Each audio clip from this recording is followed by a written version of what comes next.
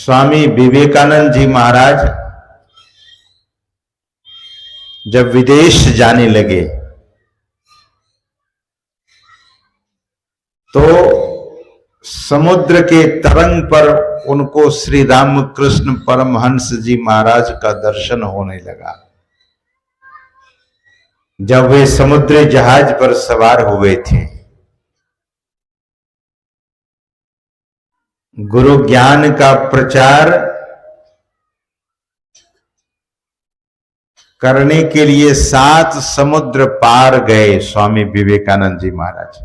उस जमाने में, जिस जमाने में हवाई जहाज लोगों के लिए नामुमकिन था, तो समुद्री जहाज से वे गए और गुरु के ज्ञान का प्रचार करने के लिए बहुत कष्ट उठाया उसने।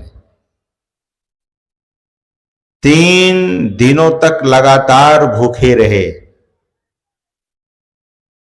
शिकागो शहर, जो बहुत महंगा शहर था, भारत के कुछ भक्त लोग पैसे इकट्ठे करके स्वामी विवेकानंद जी महाराज को दिया था कि आप विदेश जा रहे हैं और वहां तो कोई जान पहचान नहीं है, विश्व धर्म सम्मेलन में आप भाग लेने जा रहे हैं और भारत का प्रतिनिधित्व करने जा रहे हैं। हम सबों के लिए आप गौरव हैं, हम गौरव महसूस करते हैं।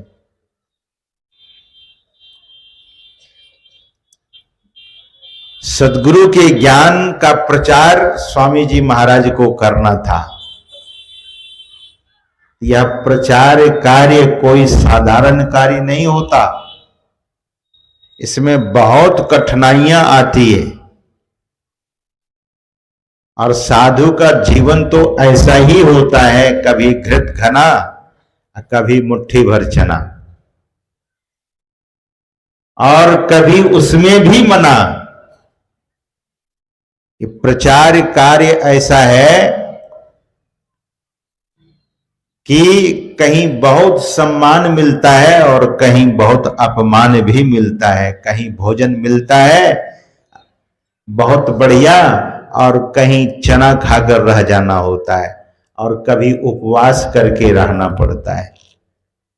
स्वामी विवेकानंद जी महाराज के पास जो पैसे थे वो पर्याप्त नहीं थे, अपर्याप्त पैसे थे, कम पैसे थे। सज्जनों, भोजन खरीद करके खाते थे स्वामी विवेकानंद जी महाराज। जरा ध्यान से सुनिएगा कि गुरु के ज्ञान का प्रचार करने में कितनी कठिनाइयां। फल खरीद के खाते थे क्योंकि भोजन तो बना सकते नहीं थे। पका हुआ भोजन में संदेह होता था कि वेजिटेरियन है या नॉन वेजिटेरियन है, आमिष भोजन है कि निरामिष भोजन है। वैष्णव रेस्टोरेंट खोजने में बहुत समय लग जाता था उनको।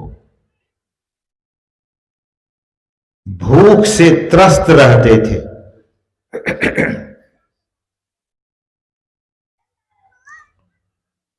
भूख इतनी लगती थी, नहीं मिल पाता था भोजन, तो पार्क वहां बना हुआ होता था। पार्क के बेंच पर स्वामी विवेकानंद जी सो जाते थे, भूखे सो जाते थे। वहां किसी धर्मशाला में नहीं रुके थे वे, क्योंकि उतने पैसे नहीं थे। कोई होटल में नहीं रुके थे, कहीं भी सो जाते थे।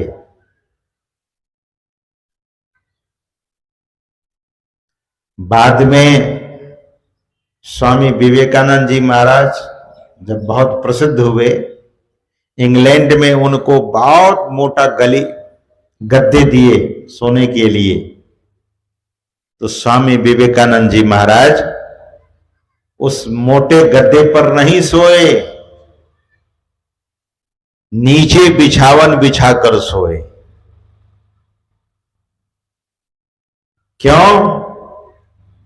क्योंकि मैं तप कर रहा हूं, मेरे भारत के लोगों के पास,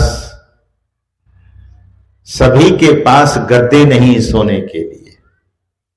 इतना पवित्र भाव था स्वामी विवेकानंद जी महाराज का। सज्जनों, शिकागो शहर के उस पार्क में स्वामी विवेकानंद जी महाराज भूखे सो रहे थे, तो सवेरे सवेरे एक महिला अपनी खिड़की खोलकर पार्क के तरफ, गार्डन की ओर देखती है, और जैसे झांकती है, एक सुंदर दिव्य पुरुष का दर्शन उस महिला को होता है। महिला अपने महल से उतरकर स्वामी विवेकानंद जी महाराज के करीब पहुंचती है और पूछती है कि वेयर डू यू फ्रॉम, कहां से आप हैं? स्वामी विवेकानंद जी ने कहा कि आई एम फ्रॉम इंडिया, मैं भारत से आया हूं, मैं भारत का रहने वाला हूं, इंडियन रेसिडेंट्स। तो आपको रहने की जगह यहां नहीं है? स्वामी विवेकानंद जी महाराज सारी बात बता देते हैं कि मैं भारत का प्रतिनिधित्व करने आया हूं, रिप्रेजेंट करने आया हूं विश्व धर्म सम्मेलन में। तो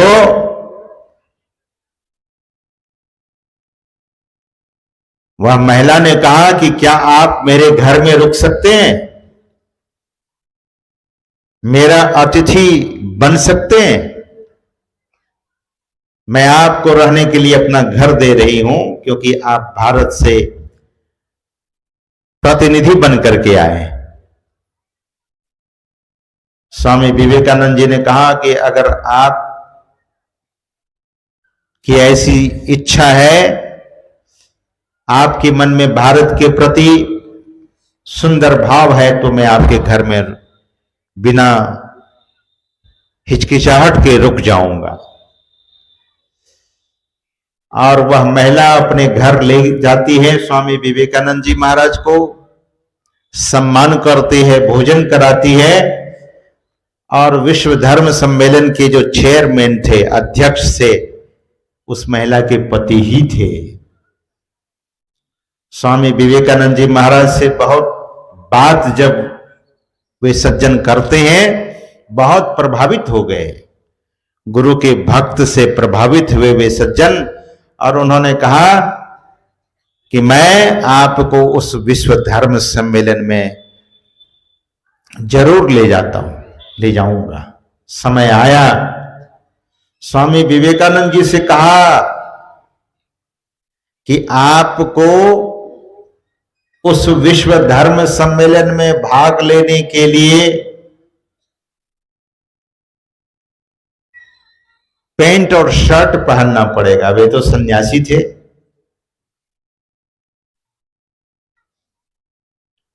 शर्ट और पैंट पहनना पड़ेगा महाराज। स्वामी विवेकानंद जी महाराज ने कहा कि मैं पहन लूंगा, अगर ऐसा कंडीशन है। तो पैंट और शर्ट स्वामी विवेकानंद जी पहनते हैं,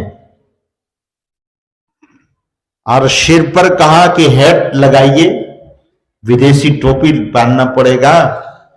तो स्वामी विवेकानंद जी ने कहा कि नहीं, सिर पर तो भारत ही रहेगा, सिर पर पगड़ी रहेगी, सिर पर हैट नहीं रहेगा, सिर पर भारत ही रहेगा, मैं पगड़ी नहीं छोड़ सकता। कहीं समझौता नहीं। किसी ने पूछा महाराज, बाद में जब वे ब्रितानी जूता पहन रहे थे, तो किसी ने पूछा कि क्या आप अंग्रेज हो गए? तो उन्होंने कहा कि नहीं, अंग्रेज मेरे पैरों तले है। अंग्रेज यानी ब्रितानी जूता, ब्रिटेन का जूता, उसे तो मैं अपने पैरों के तल में रखा हूं, लेकिन भारत सिर पर रखा हूं, क्योंकि भारत में ही पगड़ी पहनी जाती है। गुरु के लाल थे सज्जनों, गुरु के लाल में अदम्य साहस। स्वामी विवेकानंद जी महाराज जब विश्व धर्म सम्मेलन के मंच पर पहुंचते हैं तो बहुत लोग हंस दिए, ये कौन है लाल सफरन पगड़ी पहनने वाले?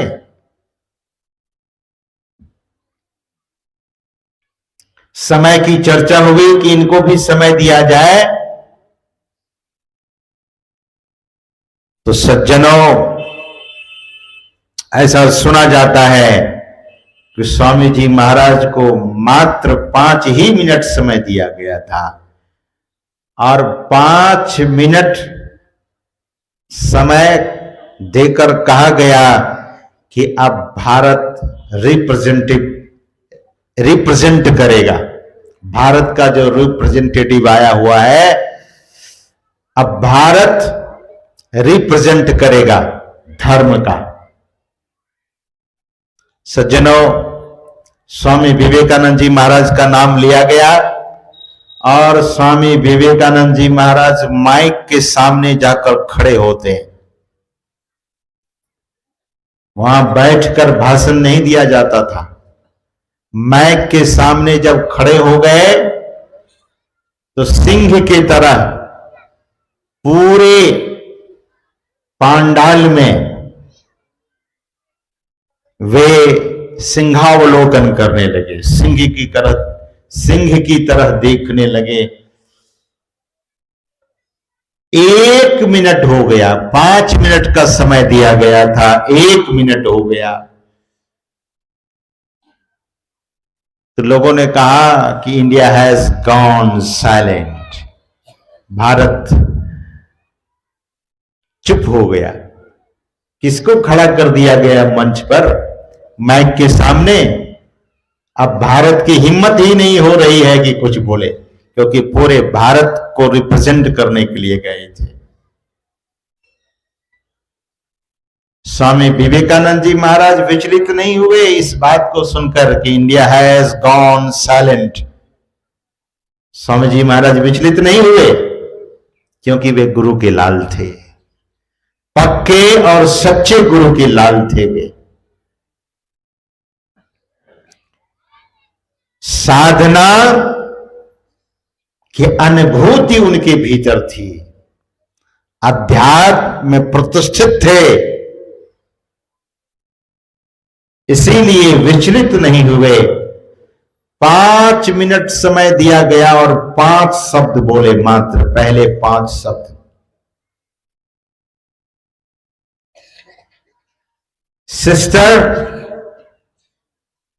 एंड ब्रदर ऑफ अमेरिका, मात्र 5 शब्द बोला गया और 3 मिनटों तक ताली बजती रह गई। खड़े होकर लोग ताली बजाए, 5 ही शब्द में। लोगों को लगा, महिलाओं को लगा, नारी जगत को लगा, वहां जितनी मातृशक्ति बैठी थी उनको लगा कि मेरे भाई ने आज मुझे बहन कहा है, हमारा भाई मुझे बहन बोलता था, लेकिन इनके शब्द मेरे हृदय को छू गया है। आज मैं इस मंच पर सच्चे भ्राता को देख रही हूं। सब लोग इस ऐसी भावना में रत हो गई और पूरे पांडाल में, उस हॉल में जो बैठे हुए लोग थे, सबों को लगा कि मेरे ही सहोदर, मेरे ही खास भाई मुझे भाई कहकर संबोधन किया है। तभी 3 मिनटों तक ताली बजते रह गई थी। तो गुरु के लाल के शब्दों में वो शक्ति थी। सज्जनों, इतनी ही बात सुनकर लोग कायल हो गए और बहुत सुने स्वामी विवेकानंद जी महाराज से। कभी कभी जब उस मंच पर स्वामी विवेकानंद जी महाराज एक कोने से दूसरे कोने पर दूसरे कोने तक गुजर जाते थे तो तालियों की गड़गड़ाहट हो जाती थी। इतने लोग प्रसन्न होते थे उनको देखकर। तब उस विश्व धर्म सभा में उसने क्या कही कि धर्म दीवार खड़ा नहीं करता है, धर्म मतभेद पैदा नहीं करता है। जैसा कि तभी से मैं सुन रहा हूं कि सब लोग अपने अपने धर्मों की प्रशंसा करते हैं। एक धर्म है, वह धर्म अध्यात्म धर्म है। क्या? The religion of the spiritual world. Swami Vivekananda ji Maharaj ने कहा कि यह आध्यात्मिकता कैसे आती है। वैसे तो मैंने देखा यहां के विद्वानों को, लोग अपने अपने धर्म की बड़ाई कर रहे थे। स्वामी विवेकानंद जी ने कहा कि एक बार समुद्र में तूफान आया और तूफान आने के कारण कुआं में भी समुद्र का पानी चला गया। समुद्र का मेढक उस कुएं में गिर गया। तो कुएं में जो मेढक था उस समुद्र के मेढक से पूछा कि वेयर डू यू फ्रॉम, तुम कहां से आए? तो समुद्र का मेढक ने कहा कि आई एम फ्रॉम सी, मैं समुद्र से आया हूं। I came from sea. What is the sea? How bigger it is? समुद्र क्या होता है, कितना बड़ा होता है?